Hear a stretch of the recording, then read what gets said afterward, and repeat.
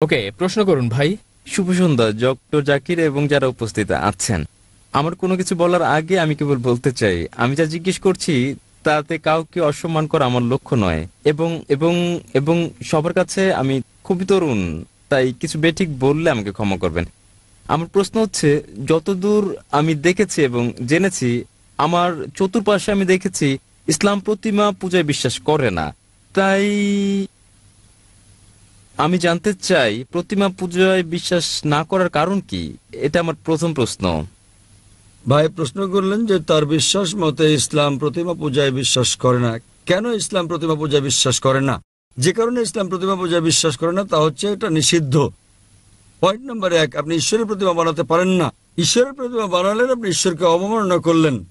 ধরেন আপনি প্রতিমা বানালেন এবং ধরেন প্রতিমাটা পড়ে গেল, প্রতিমাটার কি হলো? সেটা ভেঙে গেল। যদি প্রতিমা নিজেকে সাহায্য করতে না পারে, কিভাবে আপনাকে সাহায্য করতে পারবে? স্যার, কিন্তু এখানে আমার পয়েন্ট হচ্ছে, যদি ঈশ্বরের প্রতিমা থাকে সেটা আসল ঈশ্বর না হতে পারে যিনি বিরাজমান, কিন্তু এটি আমাকে তার প্রতি উপাসনায় সহায়তা করে, প্রার্থনায় মনোযোগ বাড়িয়ে দেয়। যদি এটা সাহায্য করে আসল প্রার্থনায় মনোযোগ বাড়াতে, আপনার কি ধারণা এটা কি ঠিক? ভাই বলছেন যে সে প্রতিমা যদি ঈশ্বরের প্রতি মনোনিবেশে সহায়তা করে সেটা কি তার জন্য ভালো নয়? কিন্তু ঈশ্বর যখন বলছেন আমার প্রতিমা বানিও না, তবুও কি আপনি বলবেন এটা স্রষ্টাকে মনোনিবেশে সাহায্য করে? এটা কি ঠিক না ভুল? যদি আপনি ঈশ্বরকে ভালোবাসেন তাহলে তাকে মান্য করবেন কিনা? যদি আপনি ঈশ্বরকে ভালোবাসেন তাকে মানতে হবে। ধরুন আপনি একটা কোম্পানিতে কাজ করেন এবং বস আপনাকে বলছেন যথাসময়ে অফিসে আসুন। আপনাকে ঠিক 10টায় আসতে হবে। আপনি বলবেন না, আমি যদি 11টায় আসি, আমি ঘুমাবো, আরো ফ্রেশ থাকবো, আমি 11টায় আসবো। সেটা কি ঠিক না ভুল? সেটা ভুল। এরপর কিছু লোক আসলো 10টায়, কেউ 11টায়, কেউ বা আবার আসলো 12টায়। না না, কিন্তু আপনি জানেন আমি ভালো কাজ করতে পারি। কেউ আসলো 1টায়, আবার কেউ আসলো 2টোর সময়। আপনার কি ধারণা কোম্পানিটি ভালো চলবে? না, আমি আমার বসকে খুব ভালোবাসি। বস বলছেন যথাসময়ে আসুন, তা মানে 10টা। যদি আপনি বসকে ভালো না বাসেন তাহলে আপনি দেরি করে আসতে পারেন আর রেজিস্টারে লিখে দিতে পারেন আমি ঠিক সময় এসেছি। এটা হচ্ছে প্রতারণা। তাই আল্লাহ স্পষ্ট করে বলে দিয়েছেন কোরআনে যে প্রতিমা পূজা করা নিষিদ্ধ। এটা এমনকি হিন্দু ধর্মগ্রন্থে উল্লেখ করা হয়েছে, সুস্পষ্ট করে বলা হয়েছে। আমি আগেও বলেছি, শ্বেতাসূত্র উপনিষদে আছে, অধ্যায় নম্বর 4 অনুচ্ছেদ নম্বর 19, যজুর্বেদ অধ্যায় নম্বর 32 অনুচ্ছেদ নম্বর 3। মহান ঈশ্বরের কোনো প্রতিমা নেই, কোনো প্রতিচ্ছবি নেই, কোনো ফটোগ্রাফ নেই, কোনো চিত্র নেই, কোনো প্রতিকৃতি নেই, কোনো প্রতিমা নেই, কোনো ভাস্কর্য নেই, কোনো মূর্তি নেই। যখন ঈশ্বর বলছেন কোনো মূর্তি নেই, কোনো ভাস্কর্য নেই, আপনি বলছেন না না, মনোনিবেশ করতে আমার দেবতা দরকার। কথা কে বলেছেন? হিন্দু পণ্ডিতগণ। যখন আমি পণ্ডিতকে বলি যে এটা স্পষ্ট করে উল্লেখ আছে বেদে পূজা করা ভুল, তারা বলেন না না, প্রথম দিকে যখন আমি প্রাথমিক ধাপে থাকি, নিম্ন পর্যায়ে আমার প্রতিমা পূজা প্রয়োজন মনোযোগের জন্য। যখন আপনি উচ্চ স্তরে, উচ্চ সচেতনতার স্তরে পৌঁছান তখন আর প্রতিমা দরকার নেই। তাই আমি হিন্দু পণ্ডিতদের বলি, মুসলিমরা ইতোমধ্যে সচেতনতার উচ্চ স্তরে পৌঁছে গেছে। স্যার স্যার তবে যদি এটা আমাকে সাহায্য করে কোনোভাবে, তাহলে ঈশ্বর কেন বলবে এটা করো কারণ না? আপনি ঈশ্বরকে হেয় করছেন। ধরেন আপনার বস বললেন 10টায় আসতে, না এটা আমাকে সহায়তা করে, আমি যদি 11টায় আসি শান্তি অনুভব করি, তাহলে আপনার বস আপনাকে বলবেন যদি আপনার সহায়ক হয় তাহলে কোম্পানি থেকে বেরিয়ে যান, অন্য কোম্পানিতে যোগ দেন।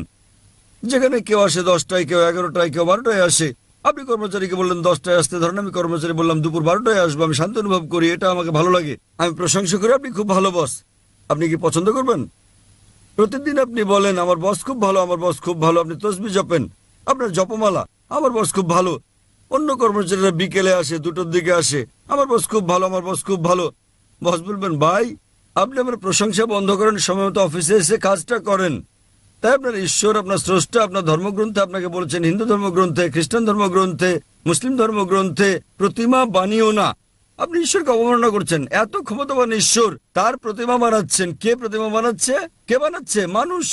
তখন ঈশ্বর বলবেন আমি মানুষ জাতিকে বানিয়েছি, এখন মানুষই বানাচ্ছে আমাকে। কি বোকামি এটা! স্যার কেন আপনি করেন? না, না। যখন ঈশ্বর আপনাকে বলছেন প্রতিমার প্রয়োজন নেই, প্রতিমা ছাড়া ঈশ্বরের প্রতি মনোনিবেশ করো। স্যার, আমরা ঈশ্বরকে সৃষ্টি করছি না। আমরা যখন প্রতিমা গড়ি এবং আমি ভাবি আমরা তাকে হেয় করছি না। যখন আমরা প্রতিমা বানাই, এটা কেবলই তার একটি আকৃতি বানানো, এবং আমার ধারণা এটা তারই অংশ বিশেষ, যদিও এটা তিনি কি সেখানে আপনাদের থাকেন বেদে না। উল্লেখ আছে? স্যার, আমি হিন্দু নই, আমি বেদে বিশ্বাস করি না। তাহলে কি আপনি খ্রিস্টান? আমি যৌন। জৈন। জৈনরা কি ঈশ্বরে বিশ্বাস করে? হ্যাঁ, তা করে। আপনি কি আপনাদের জৈন মতবাদ জানেন? কে আপনাদের ঈশ্বর বলেন আমাকে। স্যার, প্রভু মহাবীর। তিনি হলেন ত্রিতাঙ্কা, তিনি ঈশ্বর নন। আপনি জৈন মতবাদ জানেন না? স্যার, আমি নাও জানতে পারি না। জৈন মতবাদ একটি নাস্তিক্যবাদী মতবাদ। জৈন মতবাদ একটি নাস্তিক্যবাদী মতবাদ। আপনি কি হিন্দু ধর্মকে জৈন মতবাদের সঙ্গে মিশ্রিত করছেন? স্যার, আমি বলছি যে আমি হিন্দু নই। আমি জানি আপনি হিন্দু নন, কিন্তু আপনি জৈন হলে এবং আপনি বলছেন মহাবীর ঈশ্বর, আপনার জৈন গ্রন্থে কোথায় উল্লেখ আছে মহাবীর ঈশ্বর? তিনি হচ্ছেন একজন ত্রিতাঙ্কা, হ্যাঁ স্যার, তিনি হচ্ছেন। তিনি ঈশ্বর নন। তাই তবে আমরা তার উপাসনা করি এবং অন্য সব তীর্থঙ্করদের মতো। কিন্তু তিনি ঈশ্বর তো নন। মহাবীর কি বলেছেন আপনাদেরকে তার উপাসনা করতে? না, আমি এসব পড়িনি। আপনি জানেন না তাই আপনাকে বলছি। আপনারা জানেন না মহাবীর কি বলেছেন এবং আপনারা বলছেন মহাবীর হলেন তীর্থঙ্কর। এটা কি আপনার কর্তব্য না যে মহাবীর কি বলেছেন তা খুঁজে বের করা? হ্যাঁ স্যার, তাই। তাহলে আমি কি করবো? তার মানে আপনি একজন অযৌক্তিক মানুষ। স্যার, আমি কি? যখন আপনি কোনো কোম্পানিতে যোগদান করেন সেখানকার নিয়মকানুন মেনে চলেন না? জি স্যার। জৈনবাদ এক ধরনের নাস্তিক্যবাদ। তাই তারা সেখানে বিশ্বাস করে যে যারা জীবন লাভ করে তাদের মৃত্যু, জন্ম জন্ম মৃত্যু, জন্ম মৃত্যু হয়। যদি আপনি এই চক্রমুক্ত হন, যখন আপনার কোনো ইতিবাচক নেতিবাচক দিক থাকে না, তখন আপনি লাভ করেন নির্বাণ, মোক্ষ। জৈনবাদ অনুসারে 24 জন মোক্ষ অর্জন করেছেন। জি স্যার। এবং মহাবীর হচ্ছেন 24তম তীর্থঙ্কর। জি স্যার। 24তম। জি স্যার। তিনি ঈশ্বর নন। জি স্যার। তার মানে আপনি আপনার মহাবীরকে চেনেন না, জৈনবাদ সম্পর্কে জানেন না। কিভাবে আমি আপনার সঙ্গে জৈনবাদ নিয়ে কথা বলি? স্যার, আমি এখানে তা বলছি না স্যার। আমি যা জানতে চাই তা হচ্ছে যে প্রতিমা পূজা। স্যার, যা আপনি বলছেন স্যার, কোরআনে প্রতিমা পূজা ভুল একথা উল্লেখ করার কোরআনে কারণ উল্লেখ কি? আছে, বাইবেলে উল্লেখ আছে। না, এটা উল্লেখ আছে, কোরআনে উল্লেখ আছে, বাইবেলে উল্লেখ আছে, হিন্দু ধর্মগ্রন্থে যে প্রতিমা পূজা করা ভুল। তাহলে কোথা থেকে আপনি এই দর্শন পেয়েছেন? স্যার, স্যার, আমার বক্তব্য হচ্ছে, আমার পয়েন্ট হচ্ছে যে যেখানে আমরা ধরে নিচ্ছি যে যদি কোরআন হয় আসলে ঈশ্বর যা বলছেন, তাহলে তার মানে মানে সেজন্যই প্রতিমা পূজা ভুল। আমি যদি বলি যে আমি যুক্তি দেই, হতে পারে তা একটি পয়েন্ট ছাড়া যুক্তি। তবু যদি আমি বলি যে কোরআন ঈশ্বরের বাণী নয়, তাহলে কি আসল যুক্তি যে প্রতিমা পূজা ভুল? খুব ভালো, তাহলে আপনাকে বলতে হবে কোনটা ঈশ্বরের বাণী। যদি কোরআন ঈশ্বরের বাণী না হয় তাহলে কোনটা ঈশ্বরের বাণী বলেন আমাকে। স্যার, আমি জানি না, আপনি তাই যদি আমি না জানেন, আমি জানি, আপনি আমাকে অনুসরণ করেন। যদি আপনি না জানেন তো শিক্ষককে জিজ্ঞেস করেন। একজন ছাত্র বলছে শিক্ষককে 2+2=4 নয়, শিক্ষক বললেন কত বলছে আমি জানি না। কিন্তু স্যার, আমি যদি জবাবে সন্তুষ্ট না যদি হই? আপনি সন্তুষ্ট না হন তাহলে কারণ সেটাই। আপনি কি আমার আগের উত্তর কখনো শুনেছেন, আমার ভিডিও দেখেছেন? না স্যার, এই প্রথম আমি আপনার বক্তৃতা শুনছি। আচ্ছা, আপনি কি আমার আগের উত্তর শুনেছেন যা আমি বিজ্ঞান সম্পর্কে এক নাস্তিককে বলেছি? আপনি কি মনোযোগ দিচ্ছেন? স্যার, হতে পারে সে সময় আমি হলে ছিলাম না। আপনি কি? সে উত্তরটা হচ্ছে, যদি আপনি না থেকে থাকেন আমি অনুরোধ করি যে আপনি যান এবং দেখুন আমার ভিডিও ক্যাসেট কোরআন কি আল্লাহর বাণী, আমার ডিভিডি। ওকে, নামটা কি কোরআন বলবেন? কি- নামটা কি আবার বলবেন? কোরআন কি ঈশ্বরের বাণী? কোরআন কি ঈশ্বরের বাণী?